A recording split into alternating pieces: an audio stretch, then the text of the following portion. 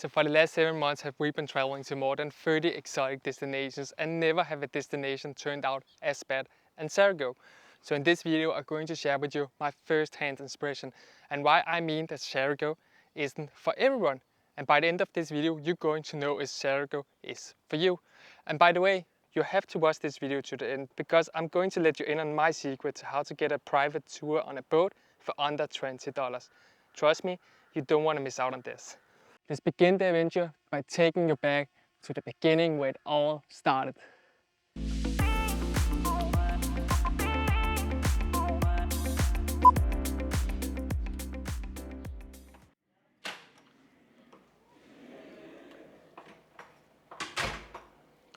So my first impression is like, it's okay. It looks like it does on the pictures. So this is our second day in this Airbnb here, and yesterday we had no hot water. I think the hot water is back now, but that is actually because there's a lot of power interruptions here on this island. This is not this Airbnb thing, it should be the whole island. So I'm curious to see if it's just as bad the next place. We only booked 1 week there and it was so bad. There was no Wi-Fi, no phone service, no air condition and power interruptions all the time. It was too bad. So with the aircon, I really need some aircon because it's in July. It's like the late summer down here if we have to translate it into something we know in Europe. So it's really, really warm in the day. So I really need an aircon. So we moved into a second room. In the second room, the aircon didn't work as well. So we had to move into a third room. And luckily enough, the aircon worked there. But all the other issues, they still remained. So we decided to find a new place.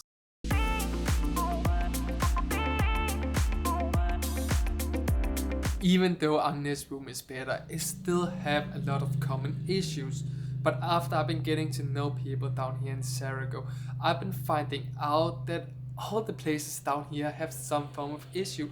If it's like the Wi-Fi, if it's the bugs, if it's something else, it could be water pressure, it's the water pressure here.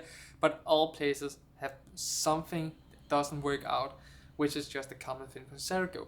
So I don't know if it's just low living standards here or maybe it's a supply for demand thing, but either way the result is that the prices for the accommodation is quite high down here compared to other places in Southeast Asia like Thailand or Bali. But nothing is as bad that there's no good in it as well, and that's count for Siargao as well. And something I really love about this place down here, that is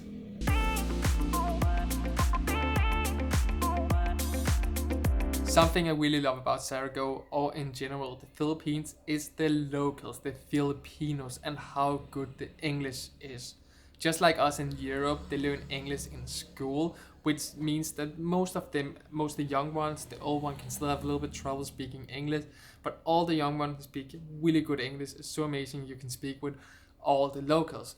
But also the way, this is where they are a little bit different from us in Europe, they're really open and direct. And for a foreigner, that can actually feel a little bit strange to begin with. Yeah, I have an example.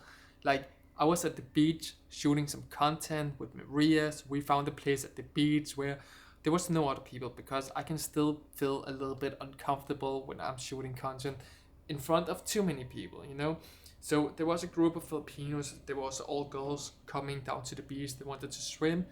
But they saw we were standing here and shooting the videos. So instead of swimming, they came up to us. I think there was like 20, 25 years old girls coming up to us and was like standing and looking at Maria, mostly filming her content and complimenting her on what she was like doing great and what she was doing bad. And for us, there was a little bit of, guys, you interrupting our private space.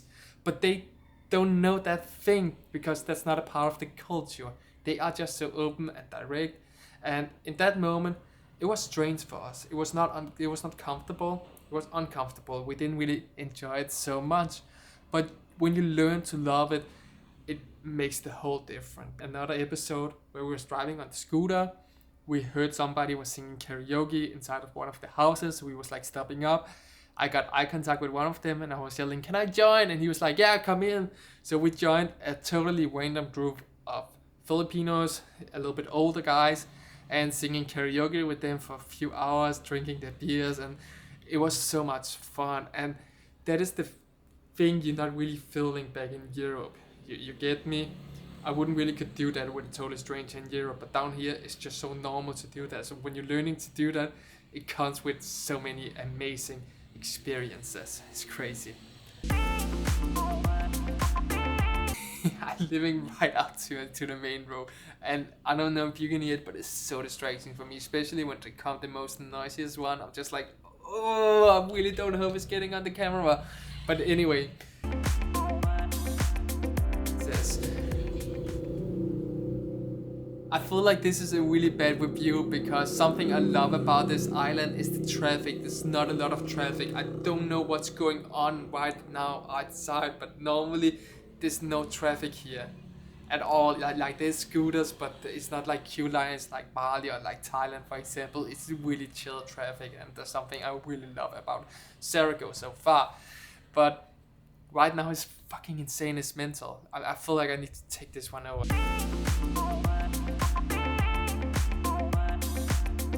So I've been told that Siargao is the most expensive island here in the Philippines, and I can feel that when it comes to accommodation, for example, because the value you're getting from the accommodation is quite low, which means you're paying a lot of money compared to other places in Southeast Asia.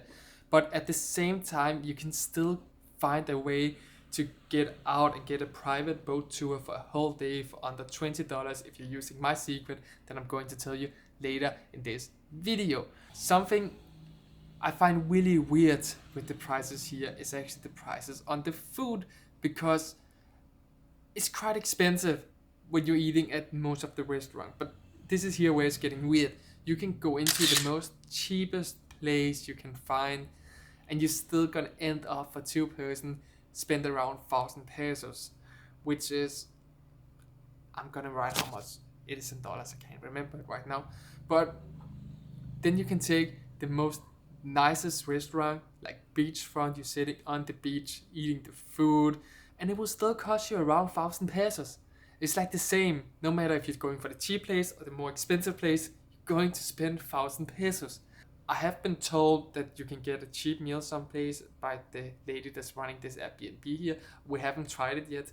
So far, all our meals has been laying around 1,000 pesos for 2 persons, so 500 for each.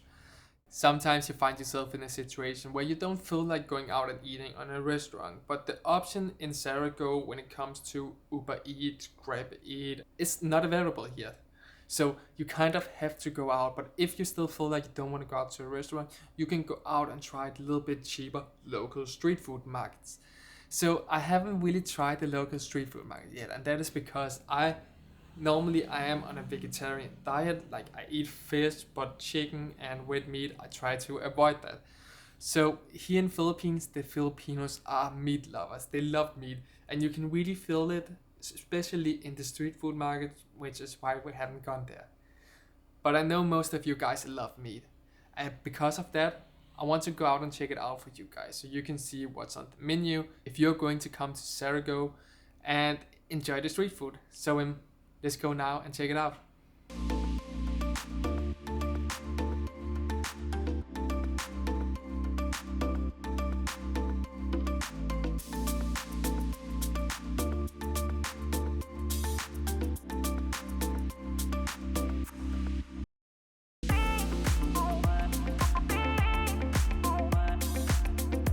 So Siargao is known for being the Philippines' #1 safe spot.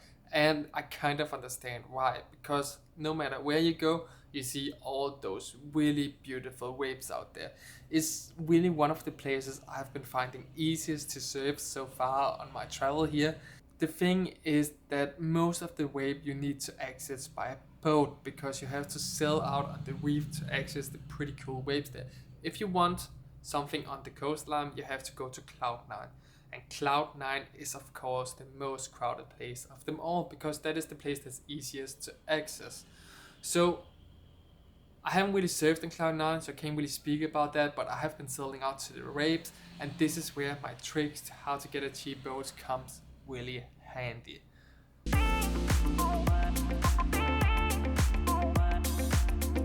If you are looking for some cheap way to get some private boat tours, I can highly recommend that you are making friends with the locals. So we have made friends with a local boatman called Jeremy, and Jeremy is the coolest person. So here the other day we went out to a surf spot, we were surfing the whole day, we was doing an island tour, sailing around to seeing the different island, and when we came back we was taking up his friends, some other local fishers. Has been catching fish the whole day, so we were selling back, we was grilling them, we was drinking a lot of beer, and he actually teach me how to climb up in the tree and get some coconuts, and that is really fucking awesome. So we got all that experience for 1,000 pesos. Okay, that's under $20. And we are actually gonna go on another boat trip where Jeremy is going to take us to some of the islands out there, where we're gonna go into the islands, bait on them, grill on them, and I'm looking so much forward to do that in this weekend here, and I can't wait to show you guys how that is going to look like. If you want some cheap boat tours, I highly recommend that you making friends with the locals. I know this is probably a little bit hard to do so if you're only here for 1 week's vacation, but if you plan to stay longer, definitely do it, because it's such a cool opportunity, also because they're speaking so good English down here.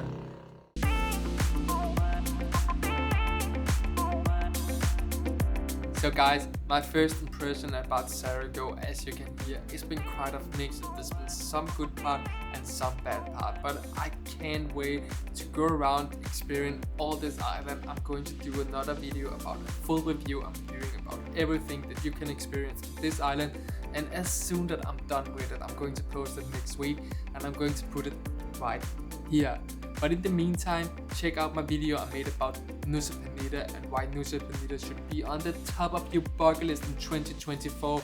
I'm gonna put the video up here, and if you haven't done it, subscribe to my channel, and I see you in the next one.